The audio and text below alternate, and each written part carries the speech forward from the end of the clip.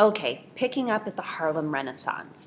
By 1930, almost 20% of African Americans lived in the North as immigration from the South continued. Again, Great Migration. In the North, African Americans still faced discrimination in housing and jobs, but they found at least some improvement in their earnings and material standard of living. The largest African American community developed in Harlem, which is a borough or neighborhood of New York City. With a population of almost 20,000 people by 1930, Harlem became famous in the 20s for its concentration of talented actors, artists, musicians, and writers. And because of their artistic achievement, this period is known as a Renaissance, the Harlem Renaissance. If jazz was the body of the 1920s, then Harlem, New York was the heartbeat. The borough of New York City became the epicenter of the jazz music, which again sprung from the work of primarily African American artists. The leading Harlem poets included people like Countee Cullen, Langston Hughes, James Weldon Johnson, and Claude McKay. Commenting on the African American heritage, their poems expressed a range of emotions from bitterness and resentment to joy and hope. Here's an excerpt from Claude McKay's very short poem, by the way, If We Must Die, which I highly recommend that you take a look at the whole thing.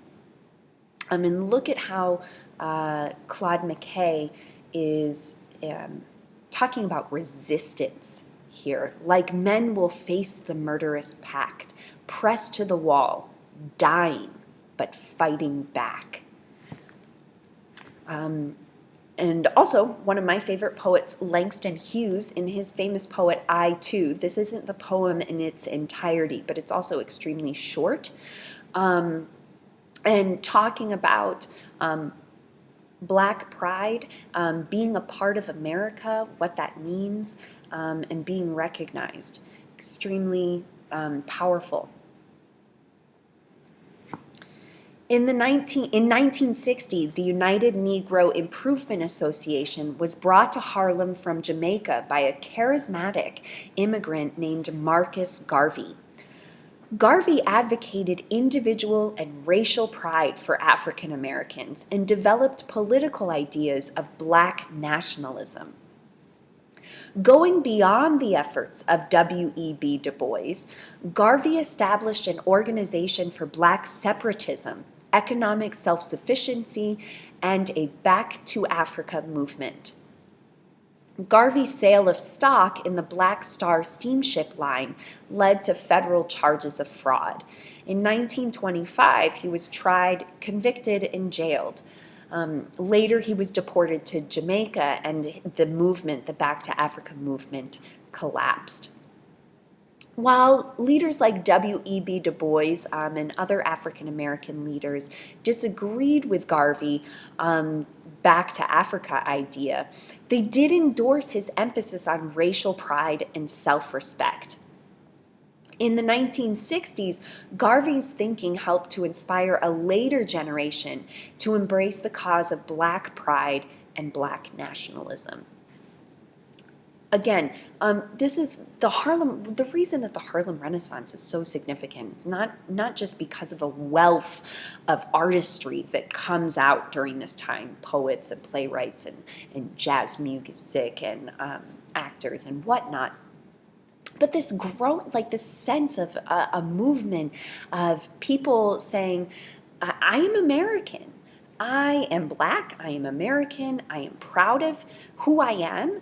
That is something that had not been in mainstream media in the United States ever. So this is a very historic time period in America's history, the Harlem Renaissance. The dominant social and political issues of the 1920s expressed sharp divisions in U.S. society between the young and the old, between urban modernists and rural fundamentalists, between prohibitionists and anti-prohibitionists, and between nativists and the foreign-born. Divisions among Protestants reflected the tensions in society between the traditional values of the world and the modernizing forces of the rural world and the modernizing forces of the city.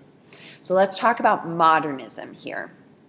A range of influences, including the changing roles of women, the social gospel movement, and scientific knowledge, caused a large number of Protestants to define their faith in a new way. Modernists took a historical and critical view of certain passages in the Bible and believed that they could accept Darwin's theory of evolution without abandoning their religious faith. Protestant preachers in rural areas condemned the modernists and taught that every word in the Bible must be interpreted as literally true.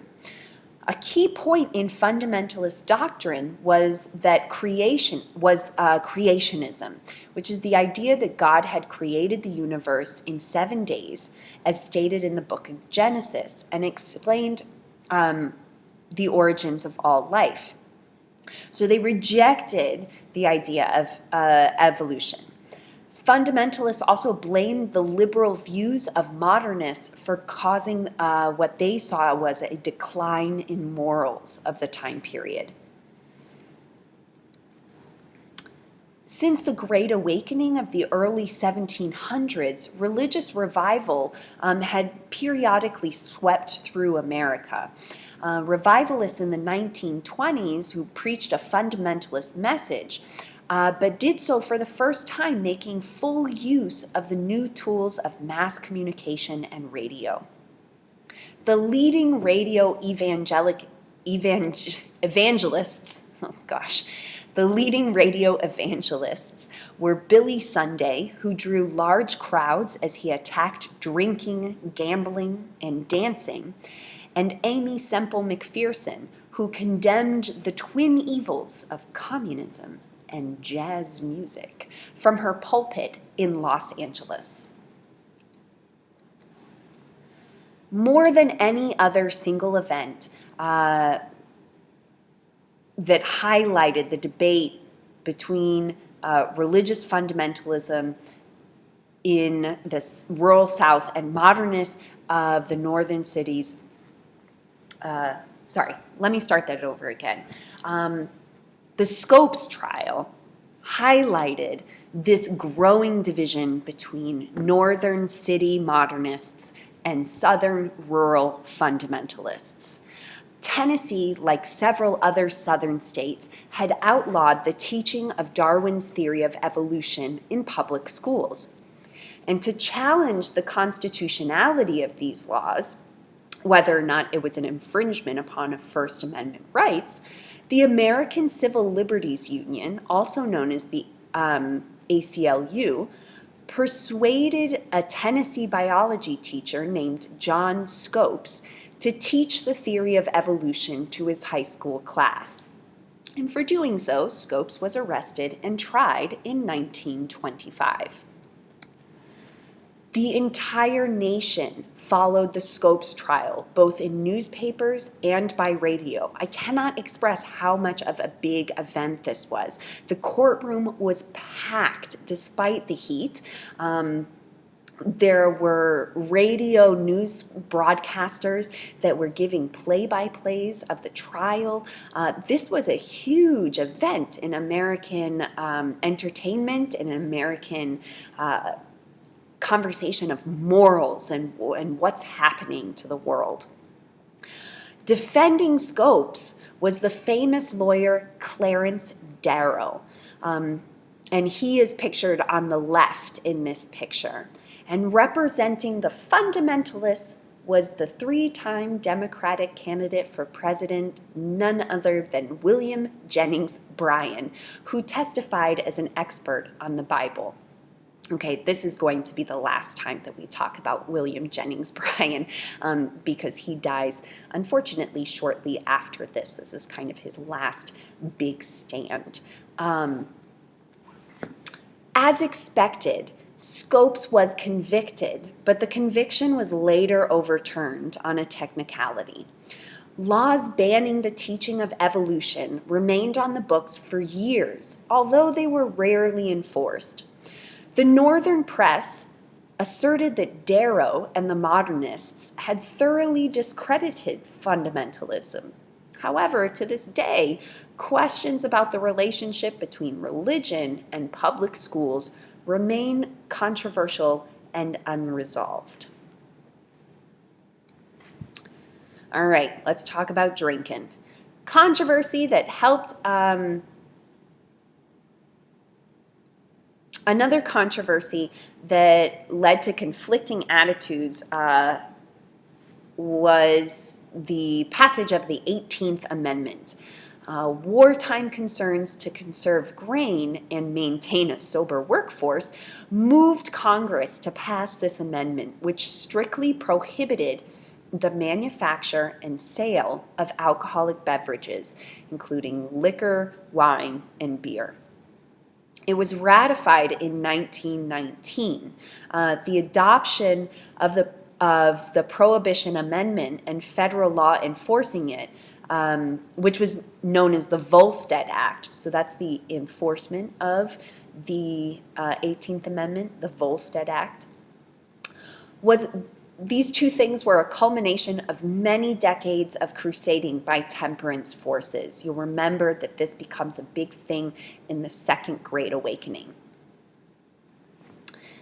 Prohibition, however, did not stop people from drinking alcohol either in public places or at home. Especially in the cities, it became fashionable to defy the law by going to clubs or bars that were known as speakeasies, where bootleg, which was smuggled, liquor was sold. Speakeasies, you've probably seen hints of speakeasies in popular culture, like in movies or cartoons. This is where somebody knocks, like they usually go downstairs and they knock on a door and somebody slides a little window open where they can just see outside. And they say, like, what's the password? And the person gives them the password and then they're allowed in. That's essentially what would happen at a speakeasy. That's why it was called a speakeasy. But this did not come without a cost. City police and judges were paid to look the other way. And even elected officials such as President Harding served alcoholic drinks to guests. So that's, you have a president who is openly defying the 18th Amendment. Liquor, beer, and wine were readily available from bootleggers who smuggled it in from Canada or made it from their garage or in basements, which also led to several deaths, because if you distill alcohol in the wrong way, you can actually die from it. So this creates a wave of corruption because now you have police officers and judges who are being paid off. And you also have these bootleggers that are making quite a bit of money on smuggling in alcohol into the U.S. So rival groups of gangsters, including the Chicago gang headed by Al Capone, fought for control of the lucrative bootleg trade. And organized crime became big business.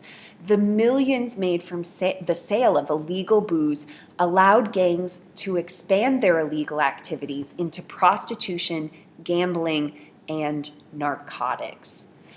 So this is really when we're seeing narcotics take a big rise, a bigger rise in the United States.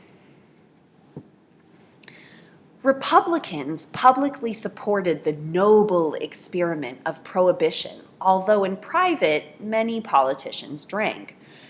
Democrats were divided on the issue. Southerners supported it, and Northern city politicians called for its repeal. Supporters of the 18th Amendment pointed to the decline in alcoholism and alcohol-related deaths as proof that the 18th Amendment was succeeding. But as years passed, that argument gradually weakened in the face of growing public resentment and clear evidence of increased criminal activity. With the coming of the Great Depression, economic arguments for repeal were added to the others, that selling alcohol is good for business.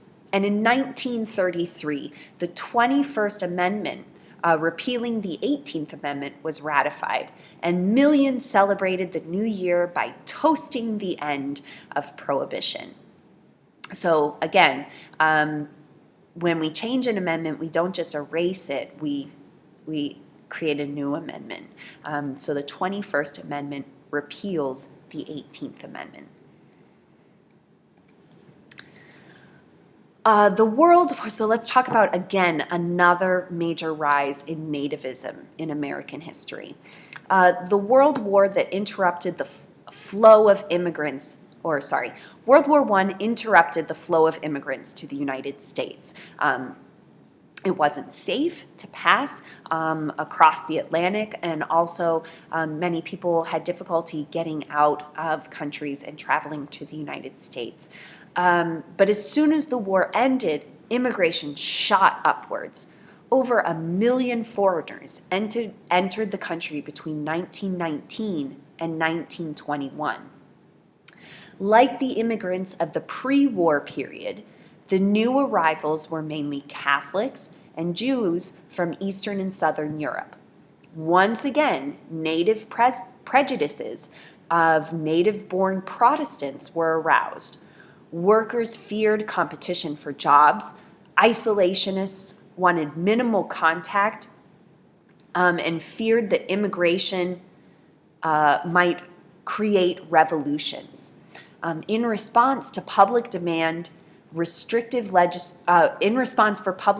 for restrictive legislation, Congress acted quickly. And they acted by passing quota laws. Congress passed 2 laws that severely limited immigration by setting quotas based on nationality. The first Quota Act of 1921 limited immigration to 3% of the number of foreign-born persons from a given nation counted in the 1910 census, for a maximum of 357,000. So again, looking at the 1910 census and counting the number of immigrants from each country, okay, and then only allowing 3% of that number to come in. To reduce the number of immigrants from Southern and Eastern Europe, which again were the mainly quote undesirables, Congress passed a second Quota Act in 1924 that set quotas, get this, to 2% based on the census of 1890, which was before the arrival of most of the new immigrants. So it's a lower percentage number, and it's counting from a census that happened before most Eastern Europeans came to the United States, or Eastern and Southern Europeans. So those Eastern and Southern European numbers are going to be dramatically smaller. Although there were quotas for all European and Asian nationalities, the law chiefly restricted those from groups considered, again, undesirable by the nativists. By 1927, the quota for all Asians and Southern Europeans had been limited to 150,000. And all Japanese immigrants were barred. Also, this barred many other Asian nationalities, Arabs as well. With these acts, the traditional United States policy of unlimited immigration ended. Okay? Important change over time. How did the United States respond to immigration between 1820 to 1927 or 1930? Okay, so that's an important question to reflect on when we're talking about American culture.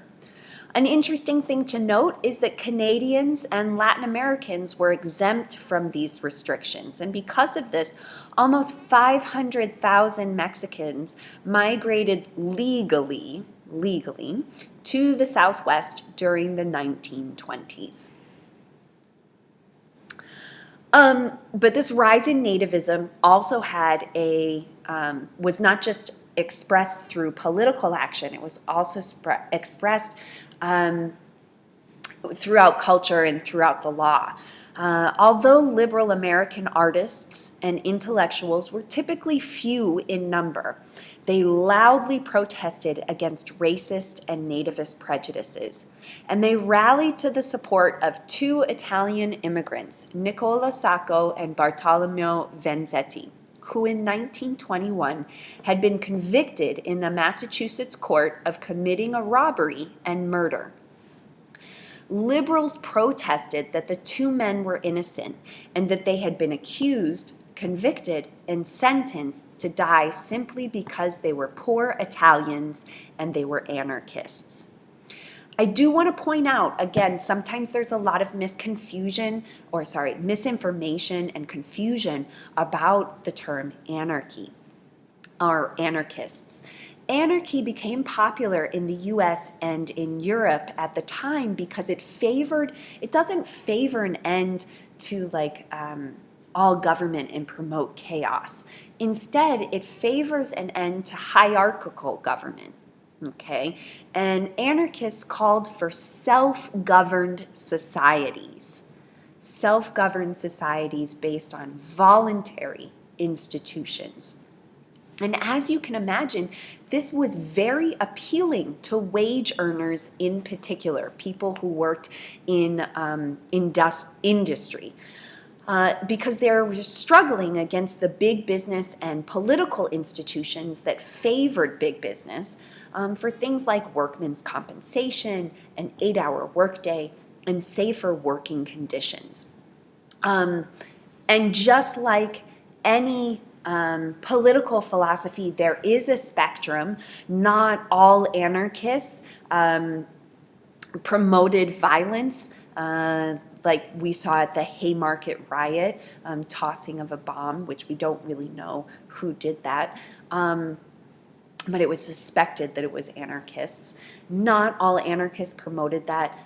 There many, but the basic core philosophy is a self-governed society and getting rid of these institutions which create haves and have-nots. So I just kind of want to set the record straight a little bit on that. Okay, back to Sacco and Vanzetti.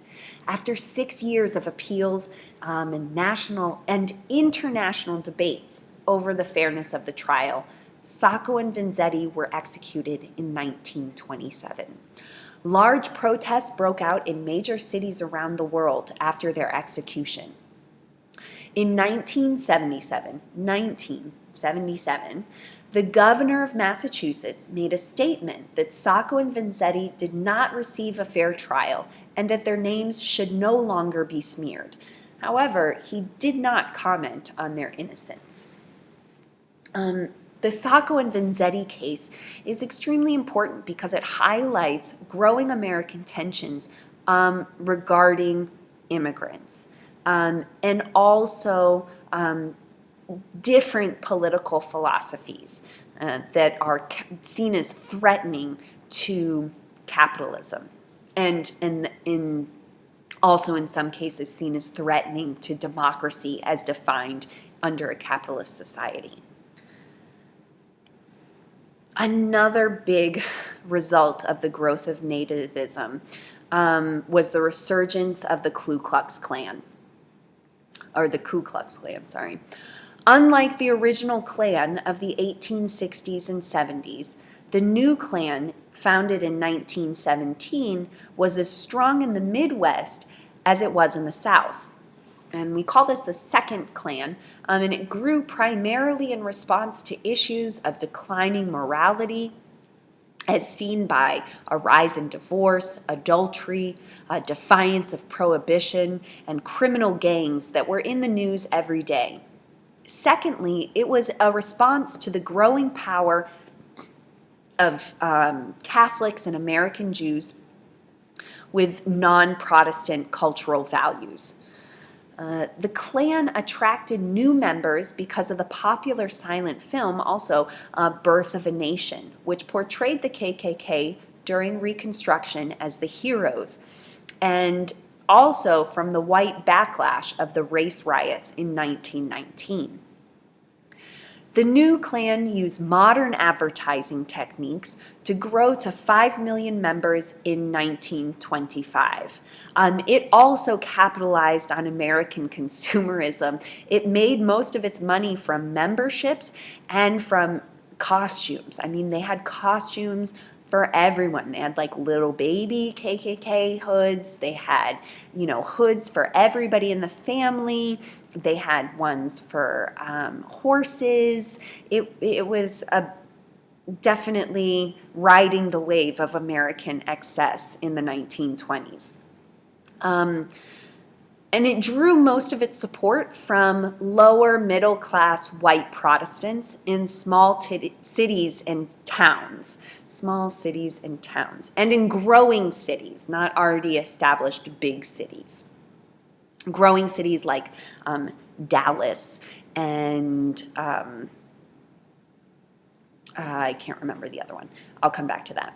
Northern branches of the KKK directed their hostility not only against blacks, but also against Catholics, Jews, foreigners, and anyone that was suspected of being a communist.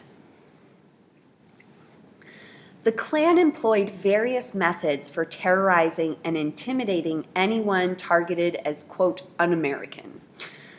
The second Klan embraced a burning Latin cross as a dramatic display of symbolism with a tone of intimidation. No crosses had been used as a symbol in the first Klan, so this is really something that becomes iconic during the 1920s. It does not happen in the Klan during Reconstruction. Additionally, the cross was henceforth a representation of the Klan's Christian message, or their interpretation of a Christian message. Thus, its lighting during meetings was often accompanied by prayer and the singing of hymns and other overtly religious symbols. Dressed in white hoods to disguise their identity, Klan members would apply what they considered vigilante justice, punishing their victims with whips, tar and feathers, and even the hangman's noose. In its heyday in the early 1920s, the Klan developed a strong political influence. In Indiana and Texas, its support became crucial for candidates hoping to win the election to state and local offices. And at the bottom of this slide, you see a very iconic photo of the Ku Klux Klan in the 1920s. I believe it's 1926, where they hold a large rally and march down Pennsylvania Avenue in Washington, D.C.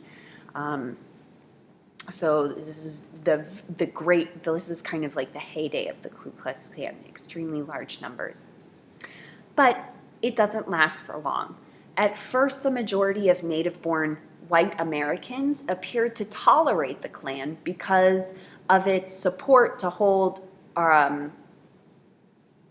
because of its values and its pledge to uphold high standards of Christian morality, to drive out bootleggers, gamblers, and adulterers. But beginning in 1923, investigative reports in the Northern press revealed that fraud and corruption in the KKK were commonplace.